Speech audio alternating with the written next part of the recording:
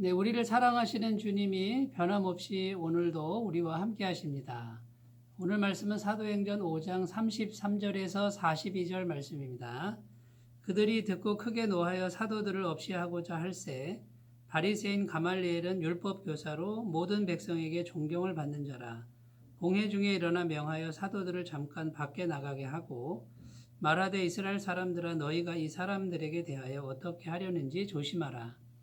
이전에 드다가 일어나 스스로 선전하매 사람이 약 400명이나 따르더니 그가 죽임을 당함에 따르던 모든 사람들이 흩어져 없어졌고 그 후 호적할 때에 갈릴리의 유다가 일어나 백성을 꿰어 따르게 하다가 그도 망한즉 따르던 모든 사람들이 흩어졌느니라. 이제 내가 너희에게 말하노니 이 사람들을 상관하지 말고 버려두라.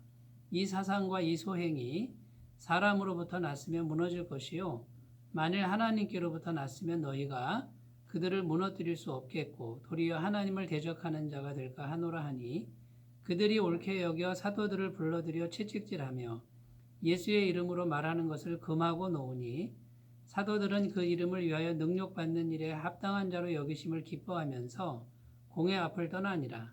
그들이 날마다 성전에 있든지 집에 있든지 예수는 그리스도라고 가르치기와 전도하기를 그치지 아니하니라. 아멘. 네, 오늘 말씀 33절에 보면 그들이 듣고 크게 노하여 사도들을 없이 하고자 할세라고 기록하고 있습니다. 사내들인 공의회 회원들이 사도들을 죽이려고 했다는 말입니다. 그런데 크게 노하여 이렇게 감정을 표현하고 있는데 굉장히 미워하는 마음을 가지고 사도들을 죽이려 했다라는 뜻입니다. 사도들이 그렇게 크게 잘못한 것이 없습니다. 사도들은 참 깨끗한 삶을 살았죠. 그런데 이렇게까지 미워할 이유가 없는데도 미워합니다. 이것은 무엇을 말하고 있느냐면요. 이 사람들 뒤에 성령의 역사를 굉장히 싫어하는 영적 세력, 곧 마귀의 영이 역사하고 있다는 것을 보여주고 있습니다. 대부분의 사내들인 공의회 회원들 마음은 기득권을 유지하려고 합니다. 자기 자리를 지키려고 하는데 어떻게든지 욕심을 부리고 또 탐욕을 부리는 그런 마음의 토양이 가득 깔려 있기 때문에 그런 토양에서는 마귀가 역사하기가 쉽다는 것이죠. 하나님의 성령님의 그 역사는 복음을 통해서 진실되게 전파되는데 그 자체가 싫은 겁니다. 굉장히 미운 것이죠.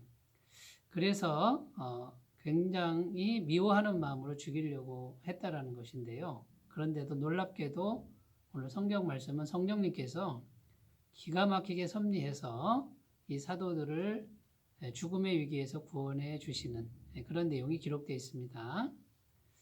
오늘 말씀에 가말리엘이라고 하는 그런 인물이 나와서 이제 발언을 하게 되는데 이 사람이 굉장히 유명하고 존경받는 인물이죠. 이 사람을 통해서 사도들을 보호하시고 구원하시는 그런 이야기를 오늘 접할 수 있습니다. 그래서 죽음의 위협에 빠져 있는 사도들이 성령님의 섭리로 어떻게 보호를 받고 있는지 오늘 그것을 살펴봄으로써 역시 우리들도 변함없이 보호하시는 성령님의 그 손길을 생각하시고 은혜를 받으시는 귀한 시간이 되셨으면 좋겠습니다. 자, 첫 번째 가말리엘이라고 하는 사람을 이제 사용하시는 것이죠. 이 사람에 대한 그 정보가 34절에 나오는데 이렇게 기록합니다. 바리새인 가말리엘은 율법 교사로 모든 백성에게 존경을 받는 자라. 공회 중에 일어나 명하여 사도들을 잠깐 밖에 나가게 하고 이렇게 기록하는데 율법 교사라고 나오고요. 모든 백성에게 존경받는 인물이라고 기록되어 있습니다. 유대인들 사회에서 힐렐이라고 하면요. 굉장히 위대한 스승으로 알려져 있습니다. 그 힐렐의 친손자가 바로 이 가말리엘입니다. 가문이 일단 훌륭하고 그 다음에 이분이 모든 백성에게 존경을 받을 정도로 경건한 삶을 살았다는 것을 알 수 있습니다.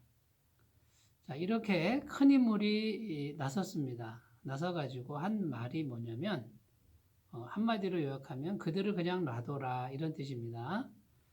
그 이유가 뭐냐면 38절, 39절에 나오는데 이렇게 기록합니다. 이제 내가 너희에게 말하노니 이 사람들을 상관하지 말고 버려두라.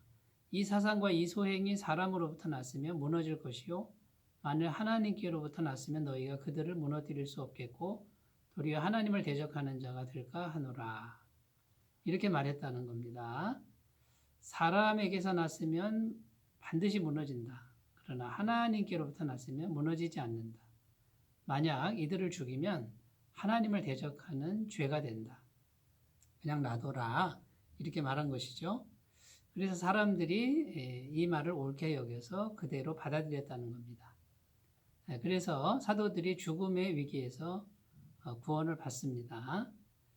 자, 그러면 여기서 우리가 이제 생각해 봐야 되는데, 이 가말리엘이라고 하는 이 큰 인물이 왜 나섰던 것입니까?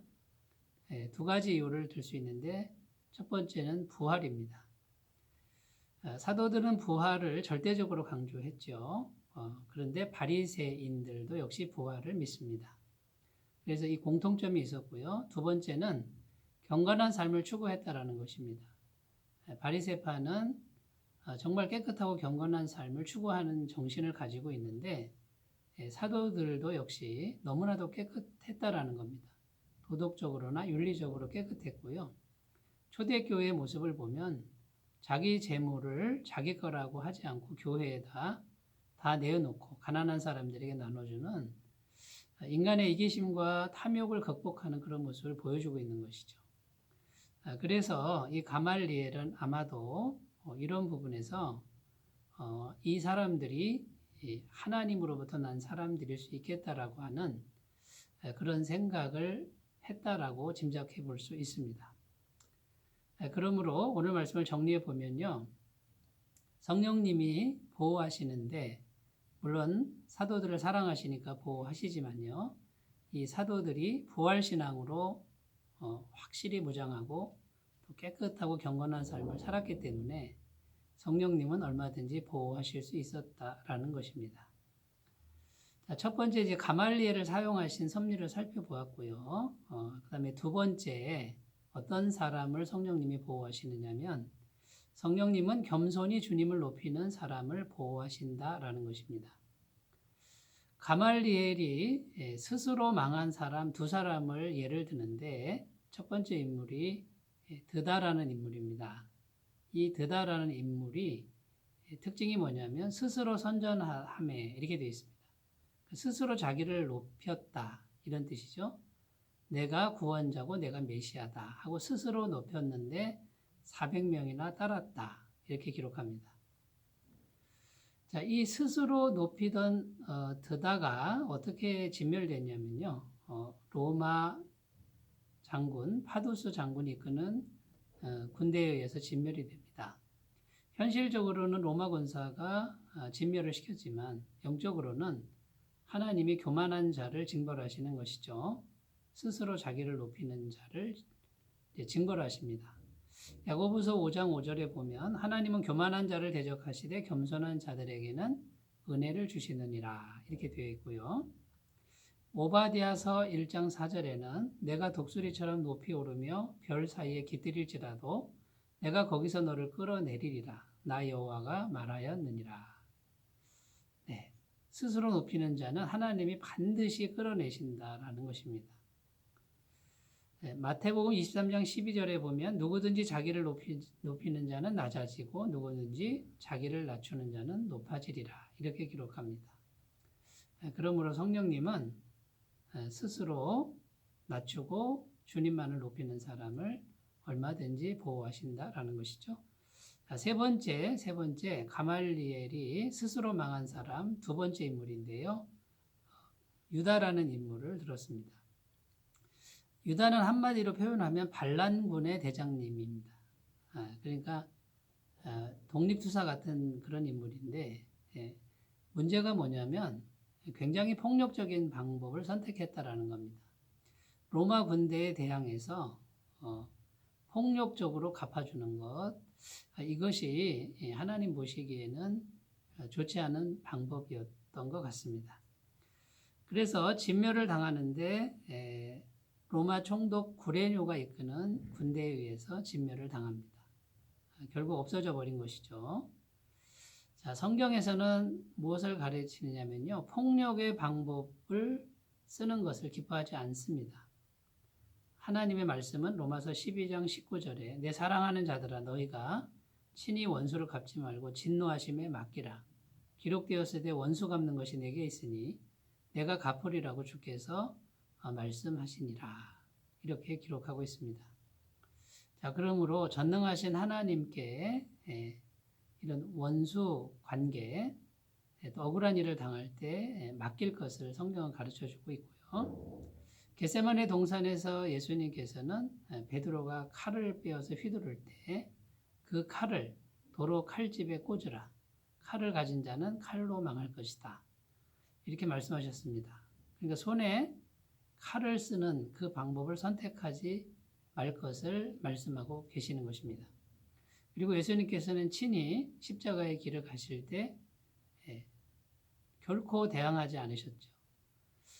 그냥 당하셨습니다. 모든 것을 하나님 아버지 손에 맡기셨는데 다시 부활하셔서 완전한 승리를 이루시고 구원의 길을 이루셨다라는 것입니다. 그래서 성령님께서는 원수 갚는 것을 하나님께 맡길 수 있는 사람, 그 사람은 정말 기가 막힌 방법으로 얼마든지 보호하신다라는 것입니다.